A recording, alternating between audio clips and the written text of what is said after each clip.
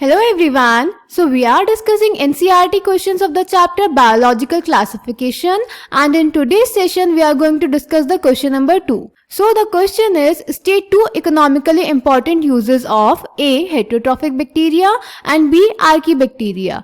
तो बेटा इस क्वेश्चन में हमें हेटरोट्रॉफिक बैक्टीरिया और आर्कीबैक्टीरिया के दो इकोनॉमिकली इंपॉर्टेंट यूजेस बताने हैं. Clear? So let's check the answer. तो बेटा हेटरोट्रॉफिक बैक्टीरिया बेटा घर में दूध से दही बनाने में यूज होता है और एंटीबायोटिक प्रोडक्शन के लिए भी यूज होता है.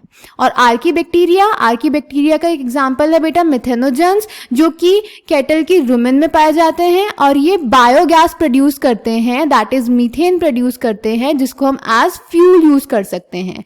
ऑल्सो थर्मोएसिडोफिलिक बैक्टीरिया भी होते हैं आर्कीबैक्टीरिया में, जो हाई टेम्परेचर पे सर्वाइव कर सकते हैं. उनमें बेटा ऐसी एंजाइम्स पाई जाती हैं जो थर्मोस्टेबल होती हैं, यानी हाई टेम्परेचर पे भी सर्वाइव कर सकती हैं और उनको हम बायोटेक्नोलॉजी में यूज कर सकते हैं जेनेटिक मटेरियल को मॉडिफाई करने के लिए, मैनिपुलेट करने के लिए. Clear?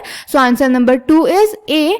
They are helpful in making curd from milk and they help in production of antibiotics. And B part, methanogens are present in the gut of several ruminant animals such as cows and buffaloes, and they are responsible for the production of methane, that is biogas, from the dung of these animals, which is used as the fuel. The thermoacidophilic bacteria produces the thermostable enzymes which can survive at the high temperature and thus used in the applications of biotechnology for the manipulation of the genetic material. So I hope this question is clear to you. Thank you.